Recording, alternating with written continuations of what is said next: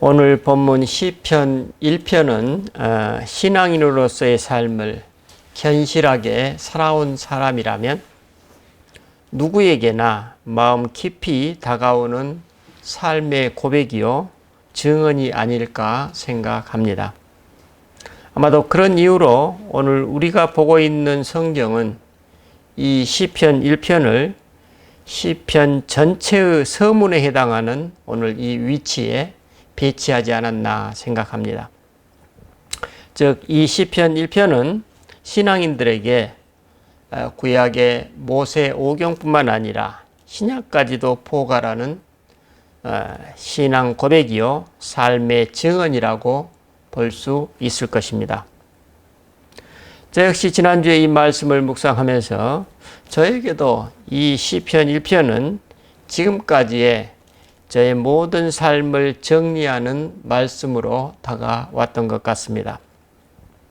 특별히 제 삶의 여정에 있어 이제 고작 만 60세를 넘기면서 삶의 새로운 전기 혹은 전환점을 맞으면서 앞으로 남은 제 삶의 여정을 어떤 삶으로 채워가야 할지에 대한 질문을 품고 오늘 이 본문을 마주했을 때 이 말씀은 저의 지나온 삶을 정리하면서 동시에 앞으로의 여정을 자유롭고 가벼운 걸음으로 나아갈 수 있는 그런 준비의 시간이 아니었나 생각해 봅니다.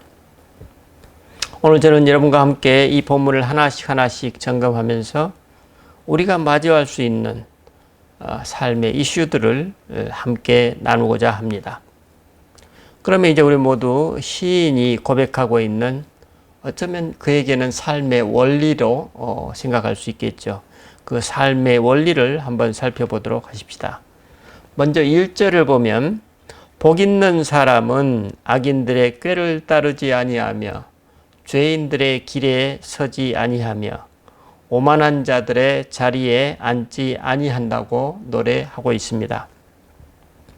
무엇보다도 먼저 본 시는 복이라는 말로 시작되고 있습니다.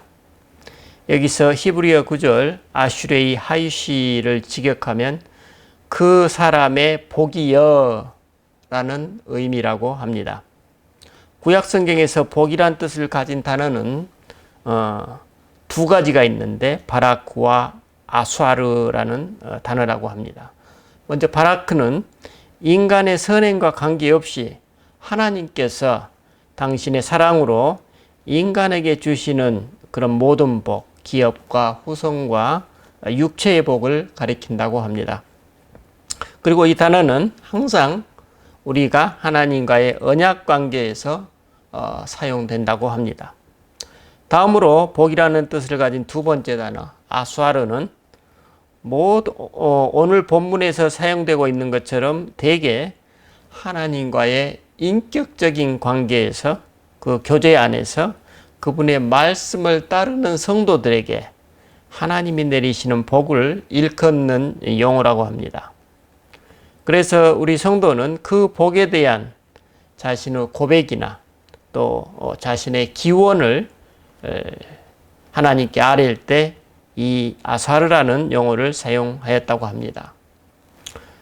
그래서 70인정에서는 이 단어를 또 이런 의미로 사용했다고 합니다. 마카리오스라는 단어로 사용했는데 헬라어 하나님 나라의 참여에서 오는 특별한 즐거움을 가리키는 용어였다고 합니다.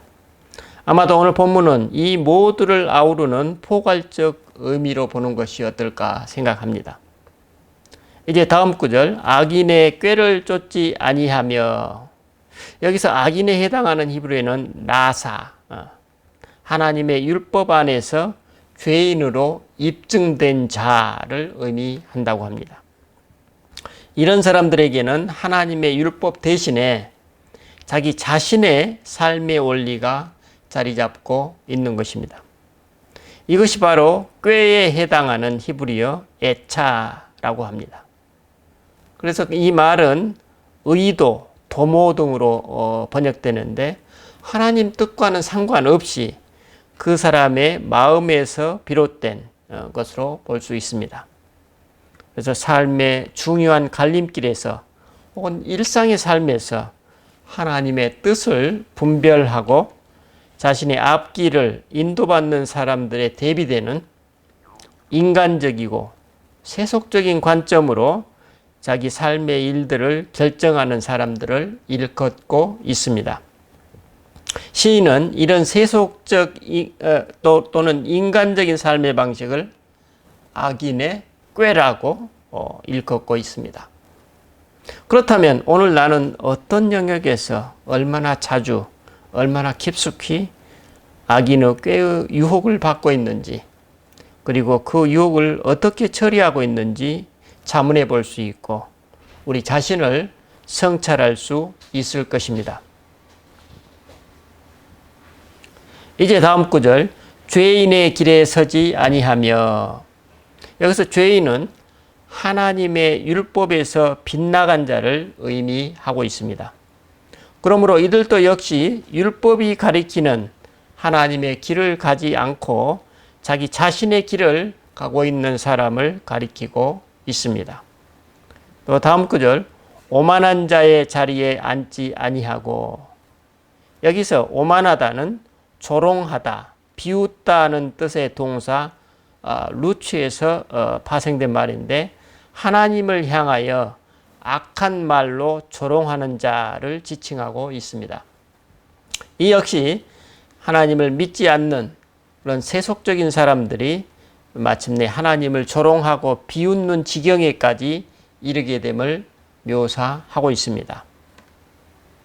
저도 지난주 이 부분을 기도하면서 제가 가장 싫어하는 인간의 모습 중에서 오만한 자의 모습이 뜻밖의 제 안에도 생생하게 살아있음을 깨닫게 되었습니다. 제가 자녀들을 대할 때 너희들은 왜 내가 기대하는 만큼 내가 기도하는 방식으로 나를 신뢰하지 않느냐, 왜 나를 그토록 믿지 못하느냐는 저도 모르게 드러나는 한심한 표정의 제 모습이 곧 이제 그 아이들에게는 제가 그토록 싫어하는 오만한 자의 모습으로 비춰지지 않았겠나 깨닫게 되었습니다. 왜냐하면 아이들에게는 아이들에게 맞는 방식으로 신뢰할 수 있는 삶의 방식을 가르쳐주고 그에 맞는 기대를 해야 되는데, 저는 아이들에게 너희들은 왜 나의 깊은 속을 모르느냐라는 오만한 태도를 보였던 것입니다. 제 안에 얼마나 깊은 오만이 자리 잡고 있는지 깨닫게 된 것입니다. 제가 제일 미워하는 그 모습이 제 안에 깊숙이 자리 잡고 있었던 것입니다. 여러분, 신앙이라고 해서 하나님께서 그토록 싫어하시는 오만에서 자유로운 것이 아닐 것입니다. 오히려 신앙인이기에 그 오만의 함정에 빠질 수 있는 위험성이 더 크다고 볼 수 있습니다. 특별히 신실한 신앙인의 입장에서 어쩌면 보기에 나보다 덜 신실하다고 느껴지는 이웃들을 향한 우리 내면에서 느껴지는 조롱과 비웃음은 아마 우리에게 참기 어려운 유혹이 아닐까 생각합니다.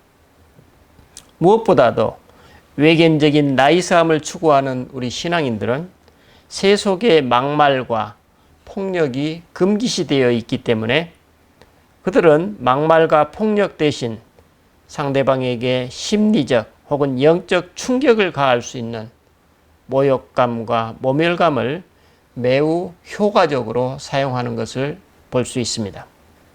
그런데 이같이 은밀히 감추어진 심리적, 영적 폭력성이야말로 하나님 앞에서는 가장 치명적인 죄악임을 우리는 알 수 있습니다.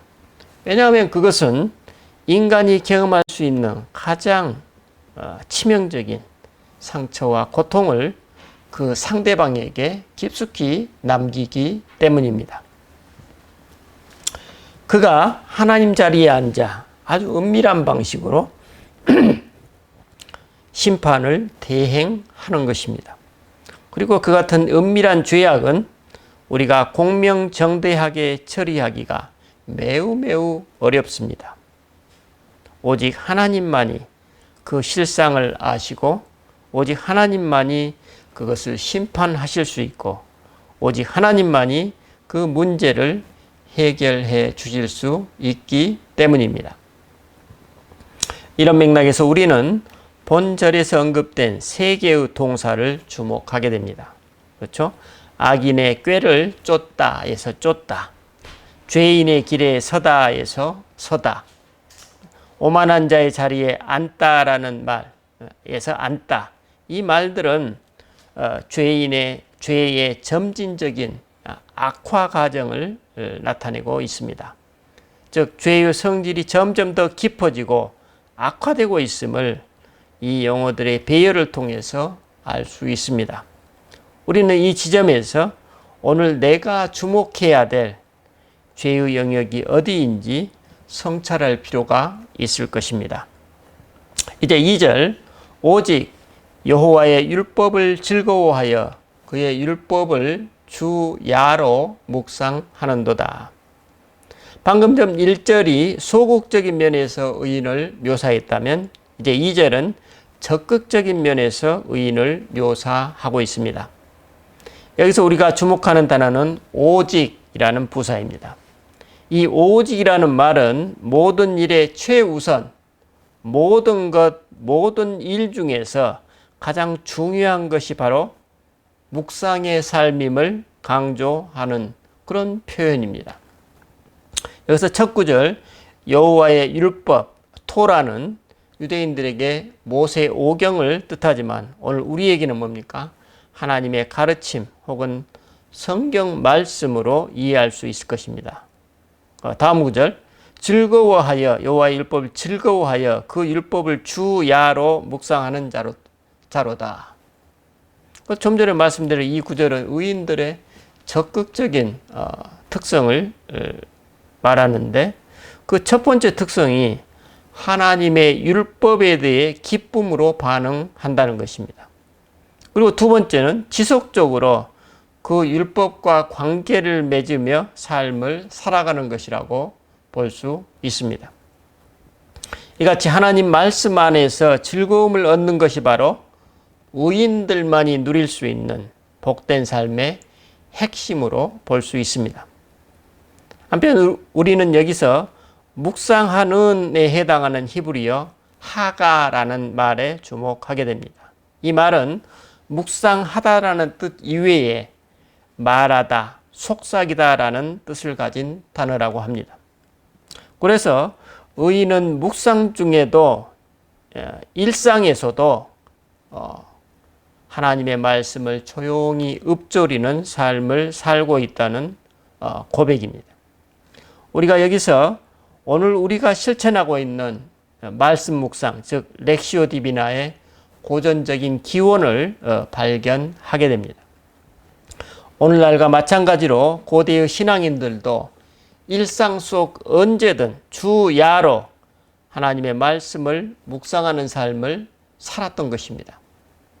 당시 신앙인들도 역시 일상에서 늘 말씀을 묵상하면서 하나님의 현존을 놓치지 않으려 그토록 애썼던 것입니다. 그렇다면 그들은 왜 이처럼 말씀을 통해 일상 속에서 하나님의 현존을 놓치지 않으려고 했을까요? 그렇습니다. 그들은 시간 속에 감추어진 가치, 즉 그들이 지나고 있는 시간과 그 시간 속에서 이루어지는 하나님의 사건을 놓치지 않고 거룩하게 성화하려 했던 것입니다. 왜냐하면 한 사람이 자신에게 주어진 시간을 어떻게 보냈느냐에 따라 그 사람의 삶과 인생이 결정되기 때문입니다. 즉 시간을 성화하려고 애쓰는 사람은 그 사람이 보내고 있는 삶의 질, 인생의 질이 달라질 것이기 때문입니다. 하지만 세상은 어떻습니까?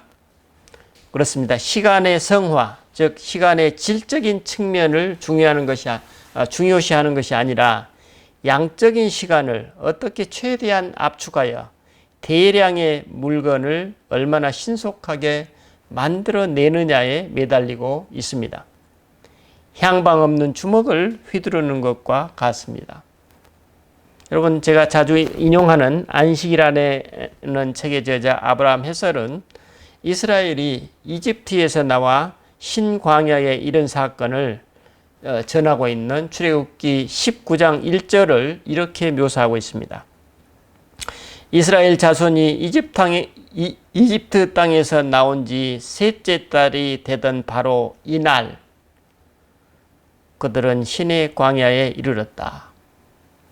여기서 그는 성경 기자가 과거형인 그날이라고 쓰지 않고 이날이라고 기록할 수밖에 없는 이유를 설명합니다. 이스라엘에게 토라를 수여하신 날이 어느 특정 과거가 될 수 없었기 때문이었다는 것입니다. 즉, 하나님께서 율법을 수여하신 날, 이 날이 곧 모든 날이라는 것입니다. 그러므로 하나님의 말씀을 읽고 기도하는 모든 날이 언제든 하나님의 백성에게는 하나님께서 바로 오늘 지금 이 자리에서 우리에게 토라를 주시는 것으로 여겨야 한다는 것입니다. 이집트에서 해방되던 날에 대해서도 우리가 출애굽기의 그 부분을 마주할 때면 그때마다 마치 내가 지금 이집트에서 해방되는 것처럼 여겨야 한다는 것입니다. 여러분, 이 얼마나 깊은 시간에 대한 통찰입니까? 사실 시간은 그 처음과 끝을 알 수 없는 영원한 영역입니다. 그리고 우리들과 이 세상은 그 영원한 시간 속에서 생성과 소멸을 이어나가고 있습니다. 시간 속을 여행하고 있는 이 세상과 우리는 유한하지만 시간 그 자체는 영원합니다. 공간을 잠시 차지하고 있는 유한한 세상을 탐하지 말고 영원한 시간을 탐하라는 가르침입니다. 이런 맥락에서 오늘 우리가 영원한 현재를 살아가는 복을 누리려면 어떻게 해야 할까요? 그렇습니다. 나에게 주어진 시간을 성스럽게 하고 오늘도 나를 위해서 십자가를 걸머지시고 당신의 몸을 오늘도 내어주시는 그리스도의 은총에 머물며 부활하신 그분이 차려주시는 아침상을 받는 그분의 사랑 속에 살아가는 것이 아니겠습니까? 우리는 그것을 위해 성만찬이라는 예전을 오늘도 실천하고 있습니다. 우리 신앙인에게 그리스도의 십자가가 그 십자가 사건과 부활 사건은 그때뿐만 아니라 오늘 지금 이 자리에서도 계속 일어나고 있는 영원한 사건이라는 의미입니다. 바로 이것이 오늘 우리가 성찬 예식을 지속하며 재경험하는 이유입니다. 그리스도의 십자가 사건과 부활을 어떻습니까? 오늘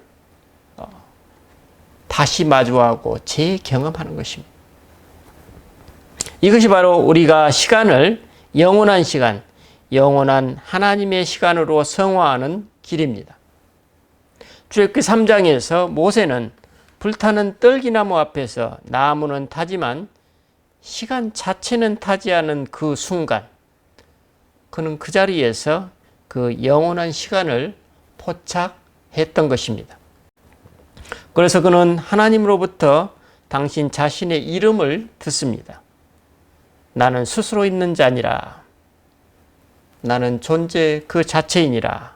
무슨 의미입니까?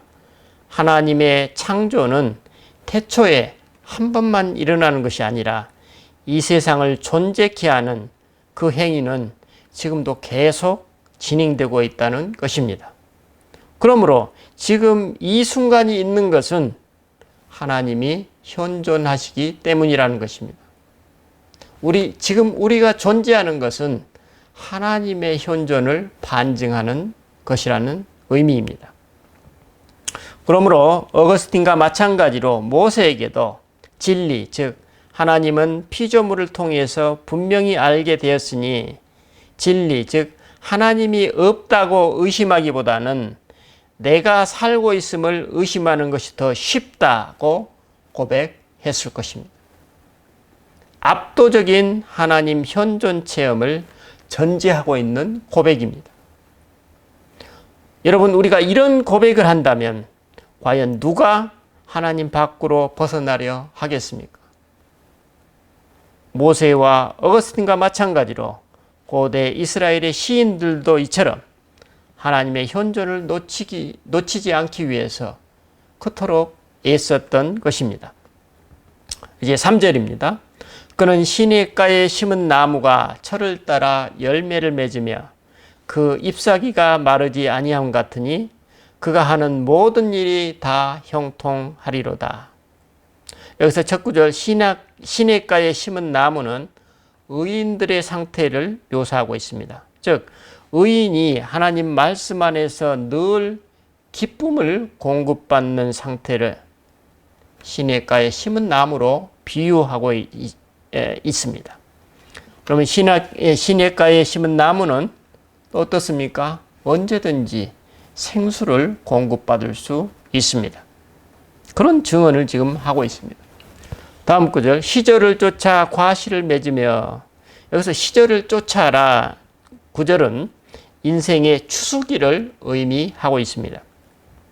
나무가 추수기에 열매를 맺는 것이 자연스러운 결과인 것처럼 마찬가지로 죄악을 멀리하고 하나님 말씀 안에서 끊임없이 기쁨을 누리는 의인들은 인생의 추수기에 자연스럽게 열매를 맺게 된다는 증언입니다.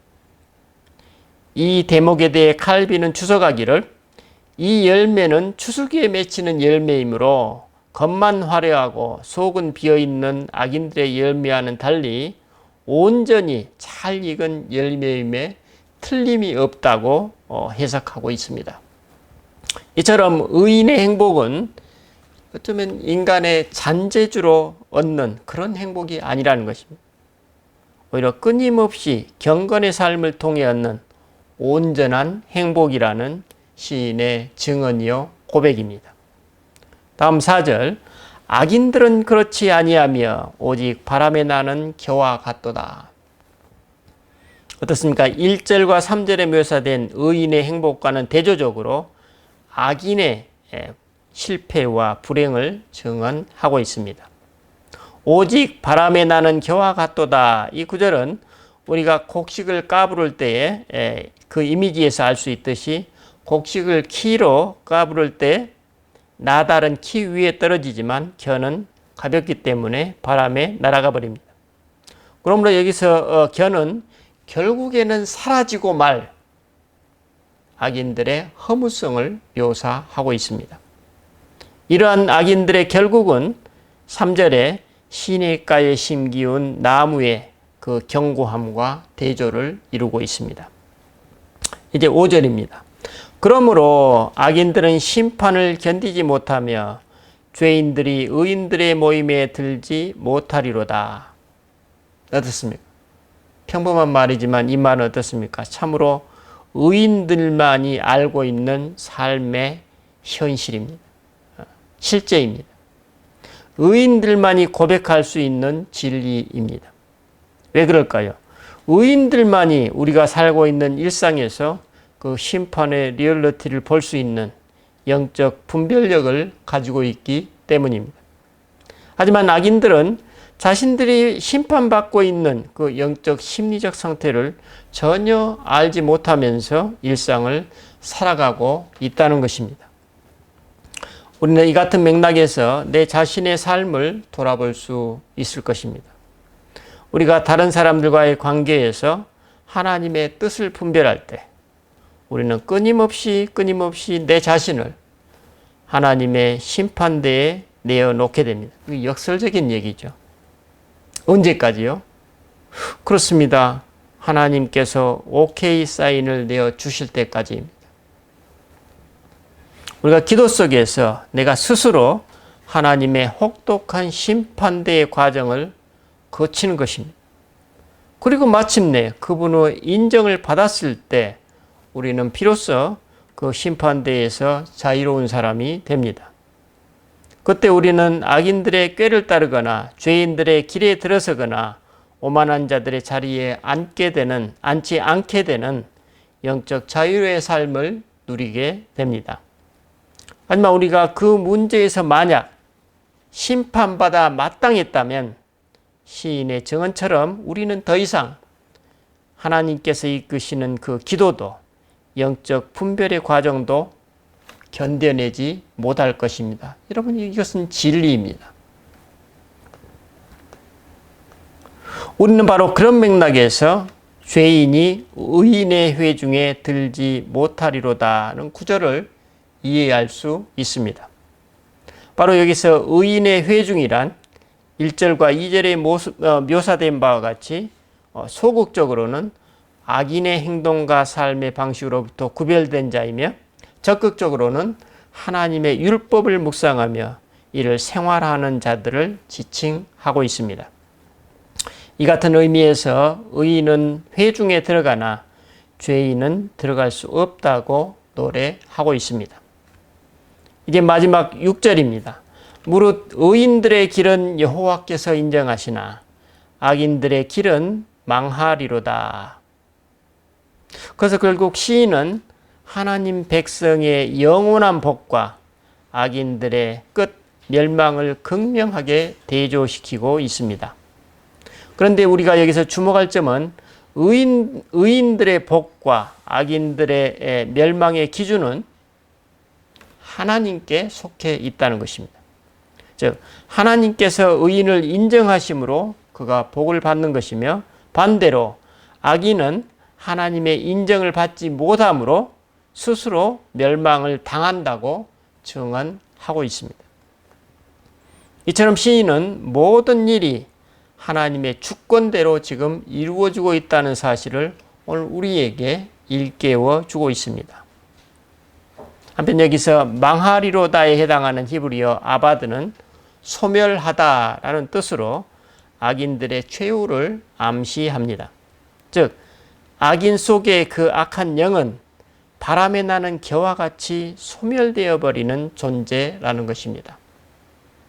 그러니 오늘 의인으로 살아가는 여러분들은 악인들의 문제에 너무 그렇게 심려하지 말라는 조언처럼 느껴지고 있습니다. 우리 기도합시다. 주님, 오늘 말씀을 통해서 우리는 복 있는 사람이 어떤 사람인지 배웁니다. 그것은 주야로 하나님의 말씀을 묵상하면서 하나님의 현존을 놓치지 않으려 애쓰는 사람이라고 우리에게 가르쳐 줍니다. 그래서 그런 삶, 하나님의 현존을 놓치지 않으려는 사람은 바로 내 삶의 일상과 모든 삶에서 영원한 현재를 살아가는 복을 누리게 된다고 주님께서 가르쳐 주십니다. 주님, 그래서 우리 신앙인들은 우리에게 주어진 시간을 성화하는 삶을 살아가려고 오늘도 애쓰고 있습니다. 하나님의 현존을 놓치지 않으려고 오늘도 우리는 말씀 안에 거하려고 애쓰고 있습니다. 주님은 바로 이러한 삶 자체가 우리에게 복된 삶이라고 이 시인을 통해서 가르쳐 주셨습니다. 주님 감사드리고 우리가 이런 복을 영원하신 하나님과 함께 영원히 누릴 수 있도록 인도하여 주옵소서. 우리 주 예수 그리스도 이름으로 기도드립니다. 아멘.